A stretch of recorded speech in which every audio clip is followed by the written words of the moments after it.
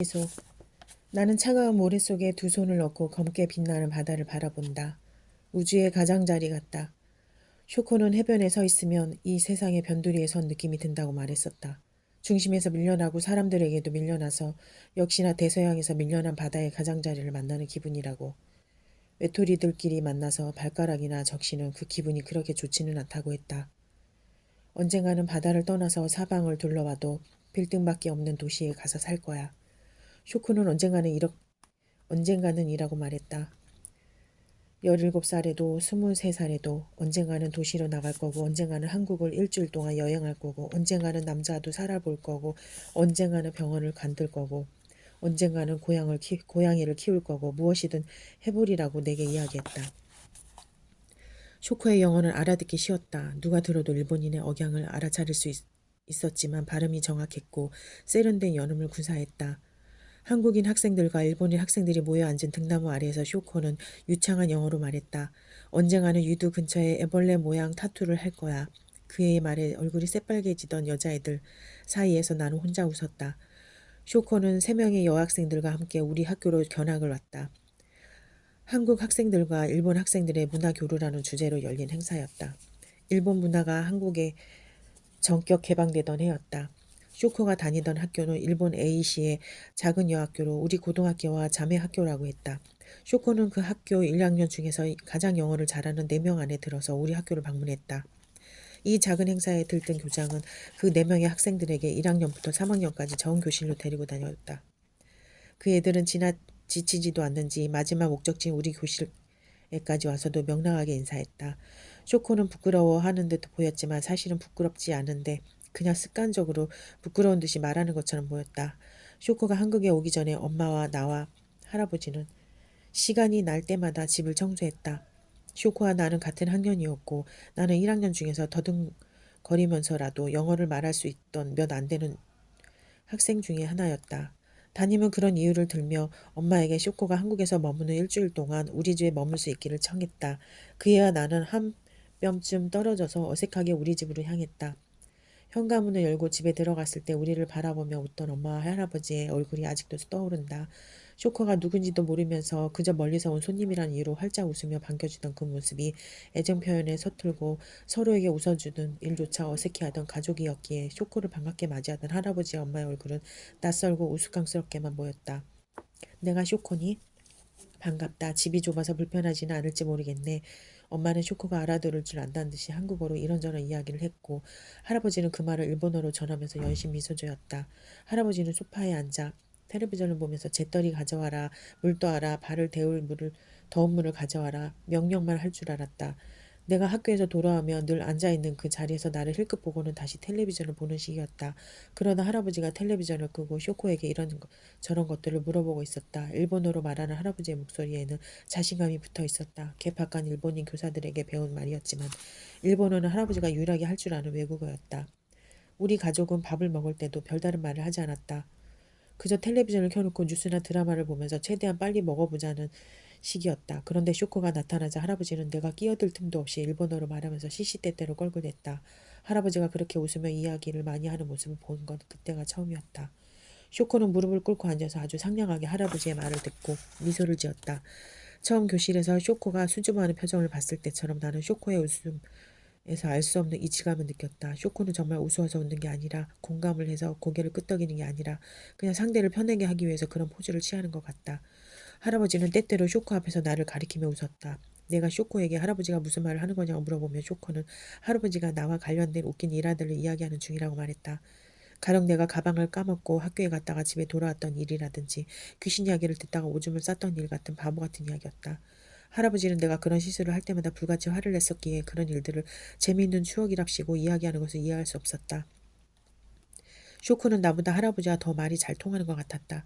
나와는 영어로 대화해야 해서 많은 부분이 통하지 않았지만 할아버지와는 일본어로 할 수 있어서 모든 말이 다 통했다. 할아버지는 쇼코에게 자신을 미스터 김이라고 불러달라고 부탁했다. 쇼코와는 친구가 되고 싶다고 다 늙은 교장선생 같은 사람이 되고 싶지는 않다고 말하면서 여름방학을 앞둔 7월의 밤이었다. 쇼코와 나는 동네의 천변을 걸으며 이야기했다. 쇼코는 우리 집 식구들이 다정하고 재미있는 사람들이라고 말했다. 나는 대답하지 않았다. 영어로 표현할 수 있는 말은 적었고 쇼코에게 느끼는 호감은 표현하고 싶었다. 나는 쇼코의 팔짱을 꼈다. 쇼코는 걸음을 멈춰서 굳은 표정으로 나를 바라보더니 딱딱한 영어로 말했다. 나는 이성애자야. 너에게 성적인 관심은 없어. 또 다른 동성애들에게도 마찬가지야. 난 남자가 좋아. 나는 조금 놀라서 너에게 성적으로 관심이 없다고 팔짱을 끼는 건 친구들 사이에서는 허물없이 할 수 있는 스킨십이라 오해하지 말라고 말했다. 쇼코는 미심쩍어 했지만 다음날 학교에서 팔짱을 낀 수많은 여자애들을 보고 내 말을 이해하게 됐다. 쇼코는 고모와 할아버지와 함께 산다고 했다. 그래서 우리 집에 왔을 때 우리 가족이 낯설지 않고 되려 편안한 기분이 들었다고 했다. 쇼코의 고모는 실질적인 가장이었지만 외박이 잦은 일을 해서 자주 집을 비운다고 했다. 그리고 할아버지는 자기를 공주처럼 대접해준다고 자신이 세상에서 제일 예쁘고 똑똑한 여자아이인 줄 굳게 믿고 있다고 말했다. 할아버지에게 나는 종교이고 하나뿐인 세계야. 그런 생각을 할 때마다 죽어버리고 싶어. 쇼코는 비가 내리던 날에 우산을 들고 마중 나오는 할아버지와 마주치지 않기 위해 담을 넘어 집으로 가기도 했다고 말했다. 할아버지가 얼마 없는 돈을 쪼개서 사준 옷을 포장재 쓰레기통에 버린 적도 있다고 했다. 쇼코는 할아버지가 자기를 마치 여자친구처럼 생각하는 게 소름 끼친다고 고등학교만 졸업하면 도쿄로 떠나서 다시는 고향으로 돌아가지 않을 거라고 말했다. 그럼 우리 할아버지를 너에게 줄게. 할아버지는 내가 세상에서 제일 멍청한 애인 줄 알고 볼 때마다 살 좀 빼라고 닭다리인데 옷은커녕 껌 한 통도 사준 적이 없어. 쇼코는 나를 보고 조용히 웃었다. 친절하기만 한 차가운 미소였다. 다 커버린 어린이 유치한 어린아이를 대하는 듯한 웃음이었다. 쇼코가 머물렀던 그 일주일 동안 집에는 이상한 활력이 돌았다. 쇼코가 좋아하는 수박을 사러 슈퍼에 간 할아버지, 영어든 일본어든 언어를 공부해야겠다고 목표를 정한 엄마, 쇼코가 만든 주먹밥을 먹으며 주고받던 3개 국어의 시간들, 사진 찍을게요. 쇼코는 판탁스 카메라에 필름을 넣어서 수박을 먹고 있는 우리 세 사람의 얼굴을 찍었다. 뿐만 아니라 저녁을 준비하는 엄마, 거실을 청소하는 할아버지를 파파라치처럼 찍어댔다. 엄마, 할아버지는 곤혹스러워하면서도 그런 관심이 싫지 않다는 듯 웃어넘겼다. 눈을 반짝이며 웃는 엄마와 말이 많은 할아버지는 내가 모르는 사람들 같았다. 이런 사람들을 바깥에서 만났다면 나는 주저 않고 좋은 어른들이라고 말할 수 있을지도 모른다고 생각했다. 엄마 할아버지는 늘 무기력했고 사람을 사귀는 일에 서툴렀다. 나는 엄마 할아버지를 작동하지 않아 해마다 먼지가 쌓이고 색이 발해가는 괴종시기 같은 사람들이라고 생각했었다. 변할 의지도 아무런 목표도 없이 그저 그 자리에 멈춰버린 사람들이라고. 가족은 언제나 가장 낯선 사람들 같았다. 어쩌면 쇼코는 나의 할아버지에 대해서 나보다 더 많이 알았을지도 모른다. 쇼코와 나는 하굣길에 비디오를 빌려서 집으로 돌아오곤 했다. 대부분 청소년 관람불가 영화였지만 쇼코와 함께 비디오 가게에 가면 어떤 의심도 받지 않고 비디오를 빌릴 수 있었다. 에단 호크가 화가로 나오는 위대한 유산, 야한 배드신이 있는 셰익스피어 인 러브, 일본 공포 영화 링, 줄리아 로버츠의 노팅힐 같은 영화들이었다. 우리는 거실에 불을 끄고 녹차를 마셔가며 영화를 봤다. 야한 장면이 나올 때면 할아버지와 나 쇼코 사이에서는 정적이 흘렀다. 너처럼 영화 좋아하는 애는 처음 봤어. 어쩌면 너 영화 만드는 사람이 될지도 모르겠다. 비디오를 반납하는 내게 쇼코는 말했다. 작가나 감독 같은 거 말이야. 나는 웃으면서 고개를 저었지만 이상하게도 쇼코의 그 말은 내 마음에 분명한 자국을 남겼다. 쇼코의 말에는 힘이 있었다. 쇼코는 내게 네모로 접은 세계 지도를 선물해줬다. 쇼코는 세상은 넓고 우리는 어디든지 갈 수 있다고 말했다. 우리 입에서 가까운 도시로만 갈 것이 아니라 기왕이면 서울로, 베이징으로, 파리로, 뉴욕으로 가라고 말했다. 나는 그 말이 웃겨서 그냥 웃기만 했다. 우리 가족 중에는 서울에서 살아본 사람도 없었고 나도 그냥 내가 태어난 근방에서 살아갈 거라고 생각했었으니까. 나는 쇼코가 준 세계 지도를 내 방명에 붙여놓고 쇼코가 살고 있는 A시와 우리 군의 빨간색 점을 찍었다. 우리 두 점은 한 뼘도 되지 않을 정도로 가까웠다. 그리고 쇼코가 가고 싶다 하는 세계의 도시들에도 점을 찍었다. 베이징, 하노이, 시애틀, 크라이스트 처치, 더블린, 그 작은 점 속에서도 사람들이 살고 있다고 생각하니 아득해지는 기분이었다. 쇼코의 첫 번째 편지는 쇼코가 떠난 지 일주일 뒤에 왔다. 쇼코는 한국에서 머물렀던 시간을 잊을 수 없을 거라고 말했다. 언젠가 대학에 가게 되면 한국에 다시 와서 나와 여행을 하겠다고 했다. 쇼코는 다시 도착한 일본이 너무나 습하고 집으로 들어가는 순간 무덤 속으로 들어가는 기분이었다고 불평했다. 그리고 다음에 만나면 꼭 팔짱을 끼자고 적었다. 편지는 나에게만 온 게 아니었다. 쇼코는 다른 봉투에 일본어로 쓴 편지를 넣어 할아버지 앞으로 붙였다. 할아버지와 나는 나란히 소파에 앉아서 일본어와 영어로 쓰인 편지를 읽었다.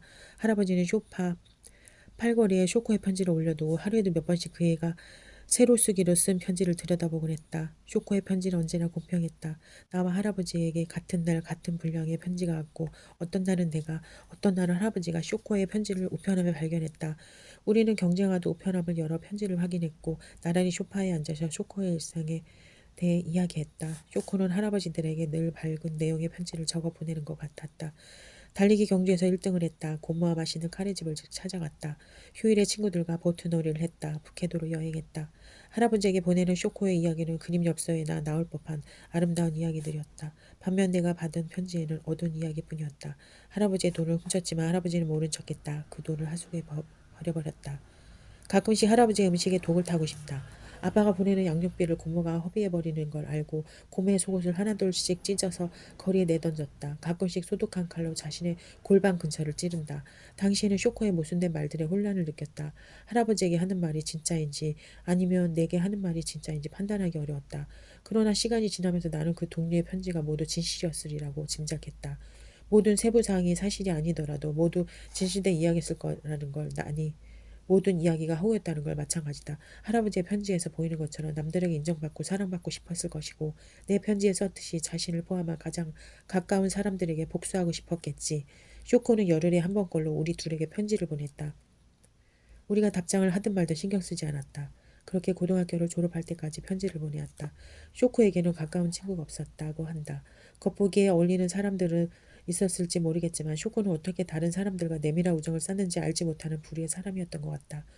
그래서 가까운 사람들에게는 절대로 속을 열어 보이지 못하는 대신 살을 부딪히며 만날 필요가 없는 외국인에게 외국어로 편지를 써서 보내는 방법을 택했다. 만약 내가 일본인이었고 쇼코의 주변에 사는 사람이었다면 쇼코는 내게 관심조차 보이지 않았을 것이다. 눈에서 멀어지며 마음에서도 멀어진다든가 미운 정이든 고운 정이든 자주 보고 정이 들어야 한다는 말이 있지만 쇼코의 경우는 달랐다. 자신의 삶으로 절대 침입할 수 없는 사람, 보이지도 들리지도 않는 먼 곳에 있는 사람이어야 쇼코는 그를 친구라 부를 수 있었다. 쇼코는 공부를 잘했다. 어떻게든 도쿄로는 갈 수 있을 것 같다고 했다.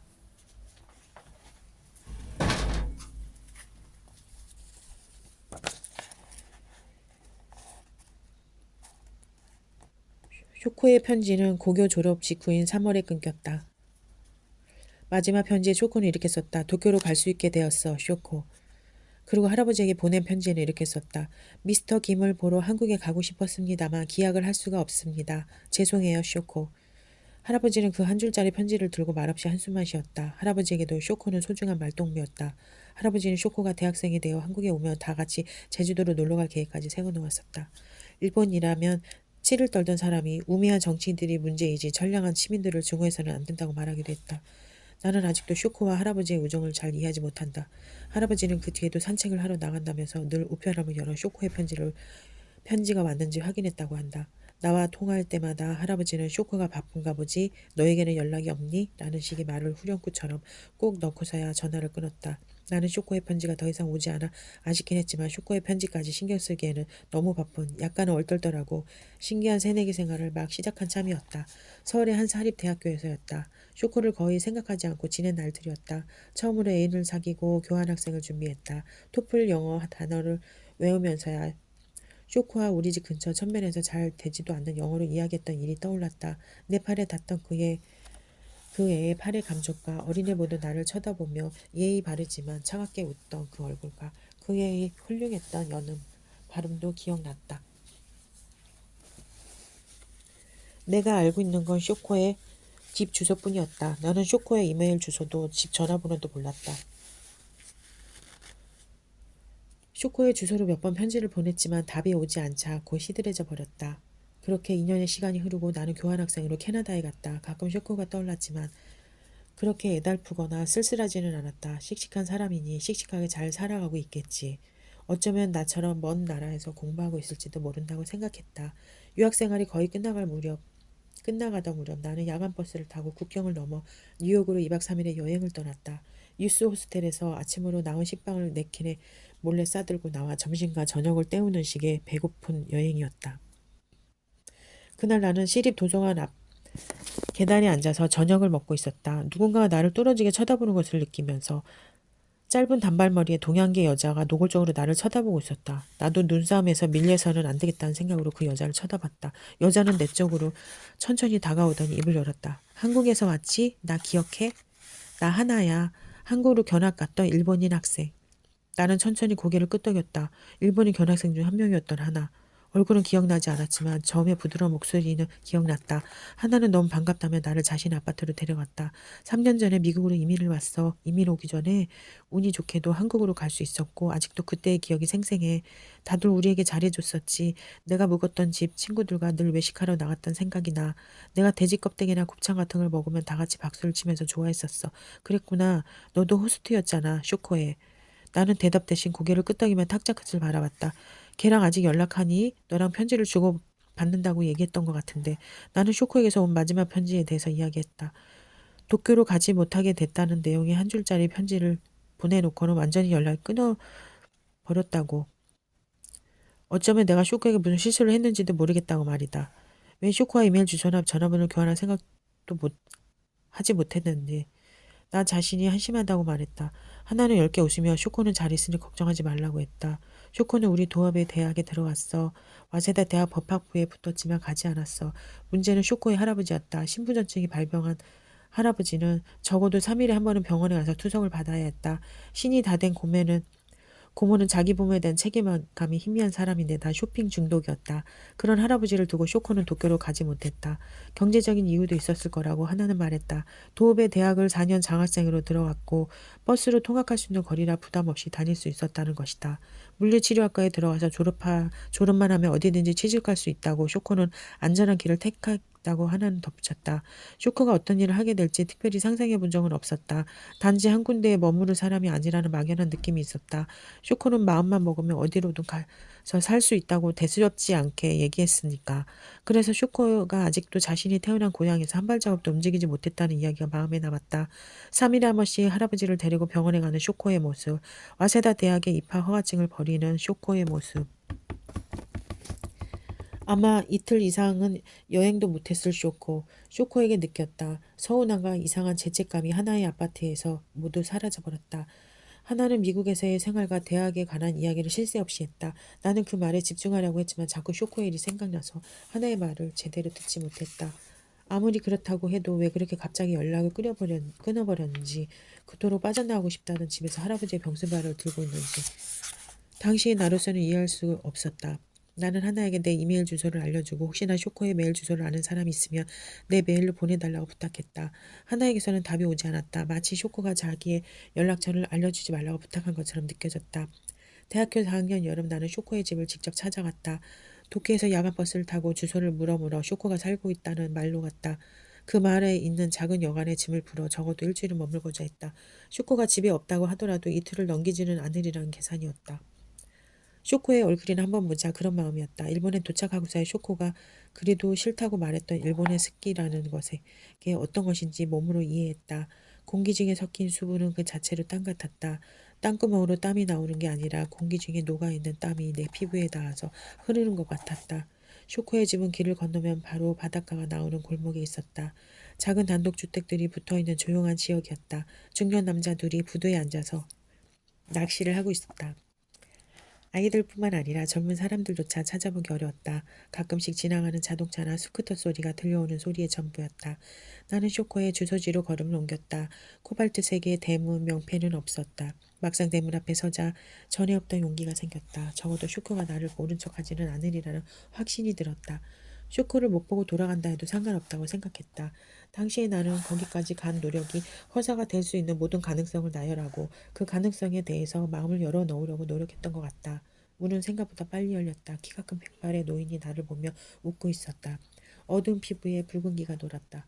대학 새내기 시절에 배웠던 교양 일본어를 떠올려 보려고 했지만 입에서는 그저 쇼코의 친구, 한국 편지 같은 단어들만 더듬더듬 튀어나왔다. 노인은 그런 나를 보고 웃으면서 알아듣지 못할 일본 말들을 하더니 안으로 들어오라고 손짓했다. 그곳에는 분꽃을 심어놓은 작은 마당과 반질반질한 나무 마루가 있었다. 노인은 그 마루에 앉으라고 손짓했다. 나는 신발을 벗고 마루로 올라가 앉았다. 노인은 나와 거리를 두고 앉아서 부끄러운 듯이 말을 이어나갔다. 무슨 말인지 알아들을 수는 없었지만 그의 말에는 대부분 쇼코라는 고유 명사가 들어갔다. 자기 할아버지는 자기가 세상에서 제일 예쁘고 똑똑한 줄 안다고 그래서 숨이 막힌다던 쇼코의 말이 떠올랐다. 노인은 나에게 얼음물을 한 컵 가져다 줬다. 쇼코, 쇼코, 조심스러운 목소리였다. 그러더니 소유가 왔다고. 한국에서 소유가 왔다는 고 말하는 것 같았다. 방 안에서는 작은 소리조차 들리지 않았다. 노인은 문고리를 돌려보더니 안에서 문이 잠겼다고 몸짓으로 말했다. 덥고 습한 날씨였지만 서늘했다. 쇼코는 더 이상 나를 보고 싶어 하지 않는다. 나는 쇼코의 가장 친구나 일기장 정도였는데 쇼코는 그냥 그 일기장에 일기 쓰기를 그만둔 것뿐인데 일기장 주제에 쇼코의 삶에 개입하려고 했다니. 노인은 괜찮다는 말을 반복하면서 모자를 쓰고 자기가 잠깐 밖으로 나가겠다는 식으로 손짓을 했다. 노인이 대문을 밀고 나가는 동시에 쇼코의 방문이 열렸다. 긴 머리를 높이 묶고 노란색 슬리브리스 나연 원피스를 입은 쇼코. 쇼코는 말 위에 앉아 얼음을 마신 나를 물끄러미 내려다봤다. 그러고는 타박타박 걸어서 조금 거리를 둔 채 내 옆으로 와서 앉았다. 쇼코에게서 섬유 유연제 냄새가 났다. 우리는 아무 말도 없이 그냥 정면을 응시하고 앉아 있었다. 쇼코는 앞을 바라보며 천천히 말했다. 내가 널 보러 한국으로 갈 줄 알았는데. 나는 쇼코의 옆 얼굴을 보며 말했다. 내가 먼저 와서 실망했지.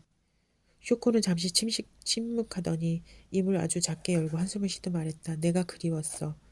나는 쇼코가 조금 미워져서 나도 내가 보고 싶었다고는 말하지 않았다. 그런데도 내가 그리웠었다는 그 말에 눈물이 났다. 어떤 연인은 우정 같고 어떤 우정은 연애 같다. 쇼코를 생각하면 그 애가 나를 더 이상 좋아하지 않을까봐 두려웠었다. 사실 쇼코는 아무 사람도 아니었다. 당장 쇼코를 잃어버린다고 해도 내 일상이 달라질 수는 없었다. 쇼코는 내 고용인도 아니었고 나와 일상을 공유하는 대학 동기도 아니었고 가까운 동네 친구도 아니었다. 일상이란 가게를 돌리는 단순한 톱니바퀴들 속에 쇼코는 끼지 못했다. 진심으로 쇼코는 아무것도 아니었다. 그러면서도 나는 쇼코에게 내가 어떤 의미이기를 바랐다. 쇼코가 내게 편지를 하지 않을 무렵부터 느꼈던 이상한 공허감. 쇼코에게 잊히지 않기를 바라는 정서적인 허영심. 쇼코의 피부는 실핏줄이 다 비쳐 보일 정도로 얇고 하였다. 밖으로는 안 나가느냐고 묻자 쇼코는 할아버지와 병원에 갈 때 빼고는 나가지 않는다고 했다. 나갈 때도 챙이 넓은 모자를 써서 햇빛을 피한다고 했다. 왜 도쿄로 가지 않았느냐고 묻자 쇼코는 나를 똑바로 보고 웃으며 고개를 가로저었다. 그러더니 방으로 가서 스케치북 한 권을 가지고 나왔다. 팔절지 그게 스케치북을 펼치자 크레파스로 그린 단순한 그림들이 있었다. 어떤 그림은 그저 북북 그어넣은 색깔뿐이었고 어떤 그림은 종이 구석에 작게 그려져 있었다. 그림 아래에는 크레파스로 쓴 삐뚤한 글씨가 적혀 있었다. 쇼코는 손가락으로 그 글자들을 가리키며 일본어로 읽고 영어로 말했다. 불에 타다만 발바닥. 등이 꺼져버린 하이웨이 위의 가로등. 썩었을 때 그것뿐인 씨앗. 발을 맞춰 걷지 못하는 군인. 의욕 없는 독재자. 전형의 반대말. 그러나 전형. 이럴 줄 알았다는 말에 이상한 메아리. 얼어 죽기 직전까지 바닥을 찍는 비둘기. 쇼코는 그림들과 그 제목들을 다 소개한 후에 손가락으로 자신을 가리키며 말했다. 나 쇼코. 쇼코는 퓨즈가 나가 있는 것 같았다. 나는 무거운 마음을 누르며 그림을 참 잘 그린다고 마음에도 없는 소리를 했다. 쇼코는 그림을 그릴까봐 아니 글을 써볼까라고 말하면서 예의 바른 웃음을 지어 보였다. 어렸을 때 쇼코가 지었던 웃음과 같은 웃음이었다. 하지만 어린 시절에는 차갑고 어른스럽게 보이던 그 웃음에서 나는 쇼코의 나약하고 방어적인 태도를 읽었다. 쇼코를 나보다 강한 사람이라고 생각했었다. 하지만 쇼코는 약했다. 분명히 쇼코도 그때 느끼고 있었겠지. 내가 쇼코보다 정신적으로 더 강하고 힘센 사람이 되었다는 것을. 마음 한쪽이 부서져 버린 한 인간을 보며 나는 무슨 일인지 이상한 우울감에 휩싸였다. 나는 쇼코에게 나의 대학 생활에 대해 이야기했다. 교환학생으로 캐나다에 갔던 이야기며 때때로 떠나는 배낭여행과 새로 사귄 외국인들에 대해서. 뉴욕에서 하나를 만났던 일도 이야기했다. 하나에게 들어서 와세다 대학에 합격했는데 가지 못했다고. 할아버지의 투석 치료 때문이라고 들었었어. 따위의 말들을 아무 생각도 없이 내뱉었다. 말을 하면서도 내가 넘어서는 안 될 선을 넘고 있다고 느꼈다. 그 두렵고도 흥분되는 기분에 취해서 더 많은 선들을 건너버렸다. 나는 내가 고향에서만 살 줄은 몰랐어. 그것도 할아버지의 감명 때문이라니 너답지 않다. 3일에 한 번 할아버지와 병원에 가야 한다지. 투석은 정말 힘든 거라고 하던데 당사자에게도 보호자에게도 나는 내가 할아버지를 그만큼이나 아끼는 줄은 몰랐어. 그때 쇼커가 내 말에 화를 내거나 적어도 자기 변호라도 했다면 나는 내가 했던 말들로 인해 이만큼이나 상처받지는 않았을 것이다. 쇼코는 미소 지으며 말했다. 그래 나는 겁쟁이야. 쇼코는 스케치북을 접어 방으로 들고 들어갔다. 그리고 내게 다시는 그런 것들을 보여주지 않았다. 쇼코는 방에서 나와 마루에 앉더니 입을 열었다. 하지만 중화할수록 벗어날 수 없게 돼. 나는 마루의 끝에 어색하게 앉아 있었다. 그리고 왜 내가 쇼코를 만나기 위해 굳이 여기까지 왔는지 기억을 더듬었다. 쇼코는 아는 사람도 그렇다고 모르는 사람도 아니었다. 친구라고 하기에는 낯선 사람이었다. 쇼코는 처음부터 이것도 저것도 아니었지만 오랜만에 만나서 의미 없는 이야기를 늘어놓을 만큼 얕은 사람도 아니었다. 하지만 내가 여기에 있어서 기뻐. 쇼코는 두 손으로 말을 짚고 내 옆으로 다가왔다. 나는 쇼코를 쳐다보지 않고 마당에 핀 분꽃에만 시선을 줬다. 쇼코의 원피스가 마루에 쓸리는 소리를 들으며 나는 노인들 특유의 이상한 외로움을 쇼코에게서 느꼈다. 나는 쇼코의 얼굴을 보지 않고도 그것을 알 수 있었다. 쇼코는 노인이었다. 쇼코는 내 팔에 팔짱을 꼈다. 차갑고 부드러운 쇼코의 팔이 뜨겁고 축축한 내 팔에 닿았다. 소름이 끼쳤다. 쇼코는 내 어깨에 머리를 기댔다. 가늘고 부드러운 머리카락이 느껴졌다.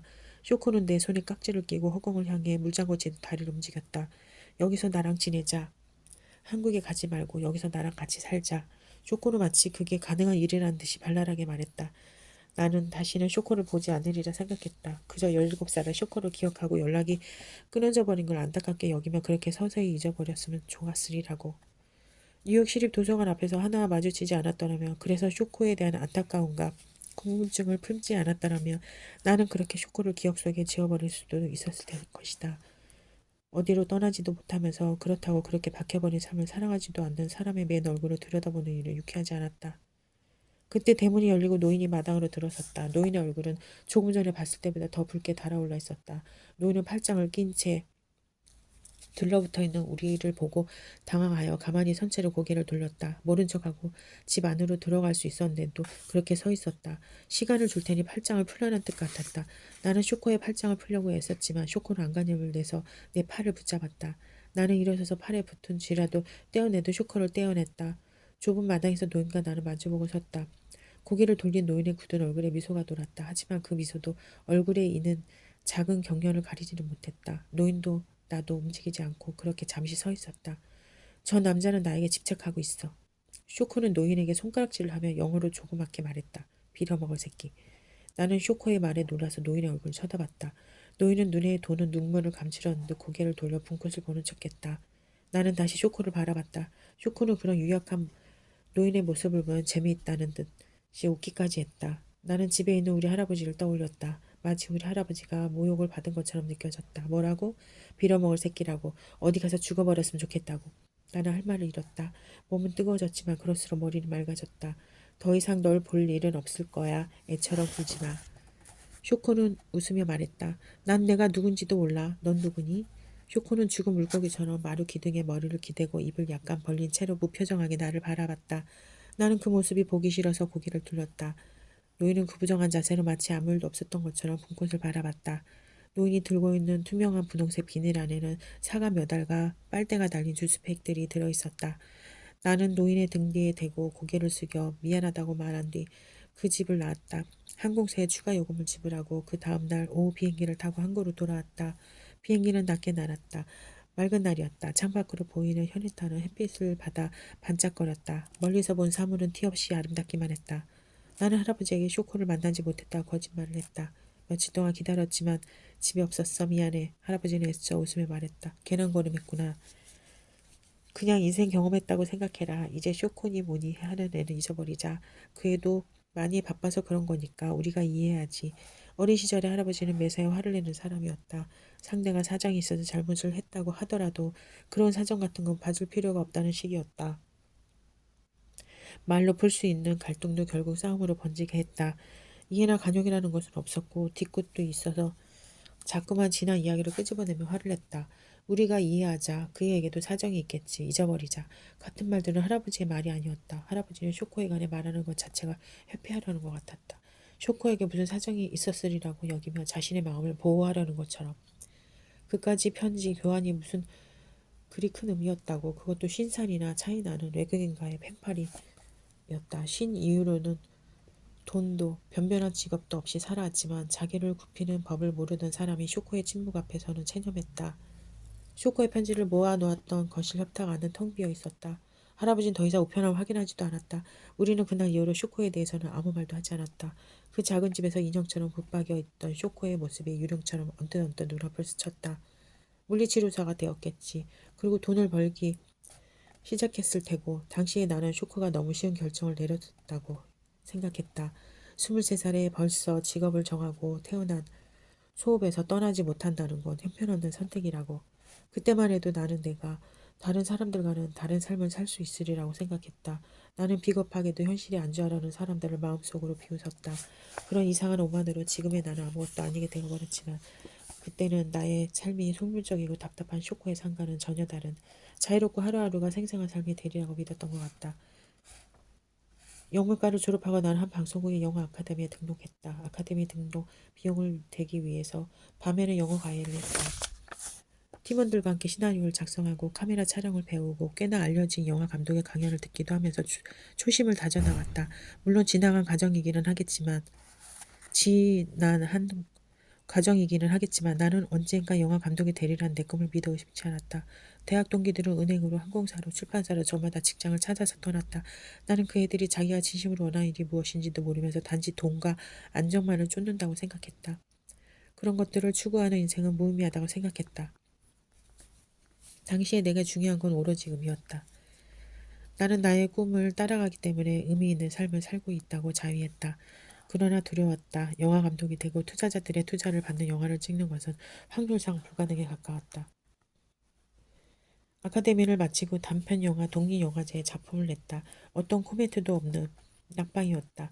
마음을 정리하고 1년 동안 쓴 시나리오 또한 공모전에서 떨어졌다. 같이 영화를 공부했던 사람들은 내가 쓴 시나리오가 진부하고 지루하며 개성이 없다고 혹평했다. 내 딴에는 꽤나 창의적이라고 생각했던 대사를 읽으며 이런 건 대사도 아니라고 말했다. 아직은 더 공부를 해야겠네. 영화를 더 많이 봐야겠어. 라는 말을 해마다 들었다.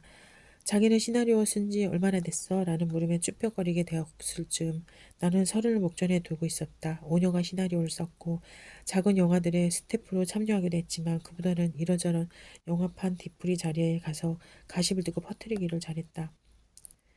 창작이 나에게 자유를 가져다 줄 것이고 나로부터 나를 해방시킬 것이고 내가 머무는 세계의 한계를 부술 것이라고 생각했지만 현실은 정반대였다. 늘 돈에 쫓기고 학원 일과 과외 자리를 잡기 위해서 애를 썼으며 돈 문제에 지나치게 예민해졌다. 이미 직장에서 대리급이 된 친구들과는 돈 씀씀이가 확연히 달라졌고 그 애들은 내가 밥값도 내지 못하게 했다. 친구들이 배려했지만 그런 작은 일들 하나하나가 자존심을 긁었다.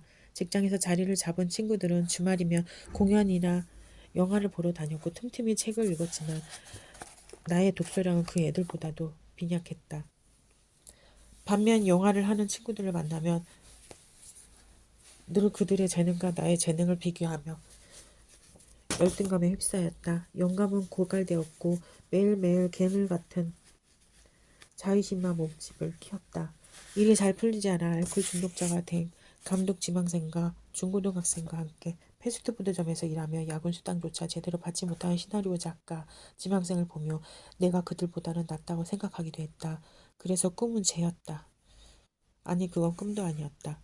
영화 일이 꿈이었다면 그래서 내가 꿈을 쫓았다면 나는 적어도 어느 부분에서는 보람을 느끼고 행복했을 것이다. 하지만 나는 단지 감독이 되겠다는 나 자신과의 약속을 지키기 위해서 마음에도 없는 글을 쓰고 영화를 만들었다. 나 자신도 설득할 수 없는 영화에 타인의 마음이 움직이기를 바라는 건 착각이었다. 어떤 영화를 만들고 싶다는 생각은 이미 죽어버린 지 오래였다. 나는 그저 영화판에서 비중 있는 사람이 되고 싶었다. 시나리오를 썼지만 이야기는 내 안에서부터 흐르지 않았고 그래서 자기적이었다. 쓰고 싶은 글이 있어서 쓰는 것이 아니라 써야 하기에 억지로 썼다. 그것은 허영심, 공명심, 인정욕구, 복수심 같은 더러운 마음들을 뒤집어 쓴 얼룩덜룩한 허울에 불과했다. 꼬인 혀로 영화 없이는 살 수 없어.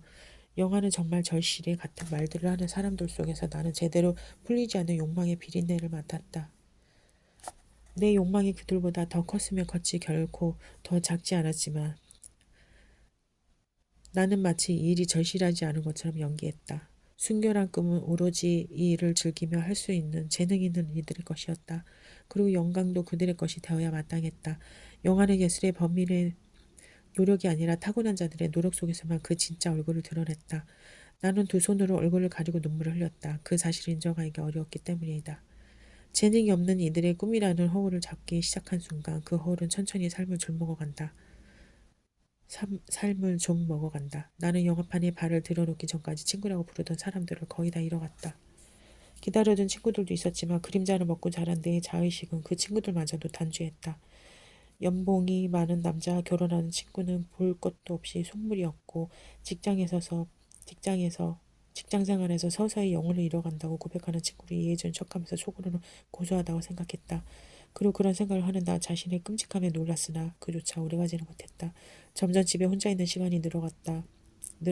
아무도 만나고 싶지 않을 때가 많았고 엄마 할아버지를 찾아가지도 따로 전화하지도 않았다. 그나마 나를 사랑해주는 사람들과도 거리를 두면서 영화를 통해 인간 내면의 깊은 곳을 그릴 수 있다고 믿었다. 그런 오만이 그 사람들을 얼마나 쓸쓸하게 했을지 당시의 나는 몰랐다. 할아버지에게 전화가 걸려온 건 오후 3시였다. 나는 그때까지 일어나지 못하고 있었다. 여보세요? 너 아직까지 자는 거냐? 내 집 앞이다. 비가 내리는 11월이었다. 전화를 끊고 핸드폰을 보니 아침 8시부터 할아버지에게서 5통의 부재중 전화가 있었다. 언제부터 기다린 것인지 알 수가 없었다. 할아버지 향토색 베레모가 축축하게 젖어 있었다. 코와 귀가 빨갰다. 한 층에 몇 명이나 사는 거냐? 할아버지 목도를 지나며 양옆으로 붙어있는 방문들을 보고 찌릿 혀를 찼다. 나는 방으로 들어가서 책상 의자를 빼서 할아버지 쪽으로 끌었다. 그깟 의자 필요 없다. 나는 바닥이 편하니. 나도 바닥에 앉자. 할아버지는 여자는 차가운 바닥에 엉덩이를 대면 안 된다고 의자에 앉으라고 소리를 쳤다. 할아버지 여기선 조용히 말해야 돼. 방음이 잘 안 돼. 연병할 소리. 할아버지는 무슨 문병 온 사람처럼 비타민 음료 한 박스를 들고 왔다. 나는 박스에서 병 하나를 꺼내서 할아버지에 건넸다. 이딴 거 필요 없다. 너나 마셔. 내가 하도 바쁘다 해서 얼마나 바쁜지 한번 보러 왔다. 내가 어떻게 사는지도 궁금했고 별거 없구만. 기집애가 옷도 일이 없어서 남자를 한번 만나보겠어? 그딴 소리 할 거면 가. 할아버지가 서울 자취방으로 나를 찾아온 건 그때가 처음이었다. 할아버지의 자리는 우리 집 소파 위이거나 할아버지 방의 옥장판 위였으니까 그런 할아버지가 내 공간에 어색하게 앉아 있었다. 기차를 타고 지하철과 버스를 타고 비를 맞으면서까지 나를 보러 온 거였다. 그런 건 할아버지답지 않았다. 할아버지는 오라는 법은 있어도 발 벗고 찾아가는 사람은 아니었으므로. 나는 이 글에서 여러 번 할아버지답지 않다는 말을 썼다. 그런데 이제는 내가 생각했던 할아버지는 그저 그의 일부분일 뿐이었으리라고 생각한다. 물리적인 시간으로 따져도 나는 그의 삶의 5분의 3을 알지 못한다. 할아버지도 결국은 그저 내 방을 잠시 지나쳐가는 손님일 뿐이었다. 속수무책으로 낯선 길에서 비를 맞아야 했던 노인, 다른 사람들 눈에는 아무것도 아닌 사람. 실패자 중에 실패자로 기억될 그 낯선 노인이 내 눈앞에 앉아서 딴청을 피웠다. 직장에 나간 엄마 대신 나를 업어 키운 그였다. 그의 돌봄으로 뼈와 살이 여물었고 피가 돌았다. 효도는 이도올에게 불과하다고 말하는 사람들 속에서도 나는 할아버지에 대한 부채감을 느꼈었다. 물질적으로나 정신적으로나 나는 그에게 해준 것이 없었다. 그래서 그에게 더 등을 돌리려고 했는지도 몰랐다. 할아버지가 주머니에서 주섬주섬 뭔가를 꺼내대 내 손에 쥐어줬다. 아직 채 뜯기지 않은 편지 봉투였다. 쇼코야. 쇼코가 우리에게 다시 편지를 보냈다. 할아버지는 속주머니에서 다른 편지 봉투를 꺼내서 자랑하듯이 그 안에 든 작은 팸플릿과 폴라로이드 사진 편지지를 보여줬다. 코팅되어 있는 하늘색 팸플릿의 맨 앞장에는 하얀 가운을 입은 여자 둘과 남자 하나가 웃고 있었다. 가운데 중년 여자가 원장 같았고 양쪽의 남녀는 20대로 보였다. 그 젊은 여자가 쇼코였다. 볼의 젖살은 다 빠졌고 머리카락과 눈썹은 갈색으로 염색되어 있었다. 볼에는 분홍색 블러셔를 과하게 발라서 얼굴이 온통 핑크색으로 보였다. 쇼코는 눈과 입을 있는 대로 가장해서 활짝 웃고 있었다. 폴라로이드 사진에서 쇼코는 파란 하얀색의 까만 고양이를 안고 있었다. 고양이는 눈을 감은 채 쇼코의 발에 완전히 몸을 맡기고 있었다. 쇼코는 이 사진에서도 이를 보이며 크게 웃고 있었다. 쇼코는 고향에서 물리치료 선생이 됐다. 아주 좋은 병원이라지. 내가 그 병원을 가면 할인을 해주겠다. 나무나나. 고작 이런 것 때문에 여기까지 왔어? 그냥 전화하지. 그냥 온 거다. 그리고 다시 침묵이 돌았다. 할아버지는 주머니에서 담배를 꺼내서 담뱃불을 붙이고 담배 끝을 쳐다봤다. 요즘 누가 방에서 담배를 피워 집주인 알면 당장 쫓겨나. 할아버지는 내 말에도 굴하지 않고 두 번째, 세 번째 연날 담배를 피웠다. 나는 잔소리를 하려다 간두고 팸플릿 속에 쇼코의 얼굴을 보는 척했다. 무슨 말을 어떻게 해야 할지 할아버지가 보내는 침묵의 의미가 무엇인지 알 수 없었다. 너 말이다. 이런 말은 처음 해보는데 나는 내가 이렇게 큰 사람이 될 줄은 몰랐다. 서울에 가서 공부도 하고 영화 감독도 되고 힘든 대로 손 벌리지 않고 내 힘으로 살고 까짓 거 다 무시하면서 내가 하고 싶은 대로 살지. 난 그거 멋지다고 본다. 할아버지는 담배를 커피 깡통에 비벼 끄더니 나를 물끄러미 쳐다봤다. 나에 대한 안쓰러움을 숨기는 얼굴이었다. 감정을 숨기는 연습이 잘 안 된 사람이어서 그런 감정이 얼굴에 그대로 비쳤다. 할아버지는 내가 수렁에 빠진 것을 알고 있었다. 아무도 나의 삶을 인정해주지 안 된다는 것을 알았을 테니까 그런 식으로라도 나를 위로해주고 싶었겠지. 나는 할 말이 없어서 팸플릿을 보며 말했다. 얘는 화장을 무슨 가부키처럼 했대. 예쁘기만 하고만 가부키든 경극이든 지가 하고 싶은 대로 하는 거지. 이 말을 하고 할아버지는 자리에서 일어났다. 뭐야 왜 벌떡 일어나? 벌써 일어나? 그냥 그만하려고 온 거다. 너 바쁜데 시간 뺏기 싫어. 할아버지는 내가 하나도 바쁘지 않다는 걸 알고 있었다. 그랬으니까 그냥 부스 찾아와 볼 수 있었을 것이다. 내가 오후 3시에도 집에 있다는 확신을 있었을 테니까 나는 간다는 할아버지를 제대로 잡지도 못하고 밖으로 따라 나갔다. 하나뿐인 이당 우산은 제대로 펴지지 않았다. 성격 급한 할아버지는 이미 저만치 걸어가고 있었다. 버튼을 누르면 자동으로 펴지는 우산이었지만 버튼도 듣지 않았고 수동으로 펴지지도 않았다. 비는 굵은 방울을 떨어져 내렸다. 이런 날씨에 우산 하나 제대로 챙겨오지 않은 할아버지에게 화가 났다. 골목 끝에 편의점이 있었지만 나에게는 우산을 살 만한 돈이 없었다. 할아버지는 빠른 걸음으로 걸어가다가 뒤를 보더니 손을 흔들며 괜히 웃었다. 나는 고장난 우산을 들고 할아버지에게 뛰어갔다. 울음을 겨우겨우 참으면서 할아버지 앞에서 눈물을 보여서는 안 된다고 다짐하면서 나는 할아버지에게 우산을 건넸다. 이딴 거 필요 없다. 비가 많이 오는 것도 아닌데. 야, 왜 울고 그래? 나는 할아버지에게서 다시 우산을 뺏어서 우산을 펴려고 낑낑댔다. 우산이 펴지질 않잖아. 저번만 해도 잘 됐는데 꼭 필요하면 이래. 눈물도 셌다. 이리 줘. 할아버지가 우산을 조금 만지자 꼼짝도 않던 우산대가 활짝 펴졌다. 할아버지는 허허 웃으면서 나에게 우산을 씌워줬다. 할아버지가 쓰고 가라고 해도 막무가내였다. 비는 점점 더 거세졌다. 정류장까지라도 같이 가자고 하니 할아버지는 괜찮다고 그냥 이대로 가겠다고 말했다. 그 말을 하는 할아버지의 눈이 빨개졌다. 울고 싶으니까 그냥 풀어달라는 눈빛이었다. 나는 할아버지의 손을 놓았다. 할아버지는 뒤도 한 번 돌아보지 않고 곧장 앞으로 걸었다. 저렇게 제멋대로 충동적이고 마음열이 이상한 사람, 이상한 나의 할아버지, 저 억만지창인 사람. 나는 할아버지의 모습이 사라질 때까지 할아버지가 씌워준 우산을 쓰고 그의 뒷모습을 바라봤다.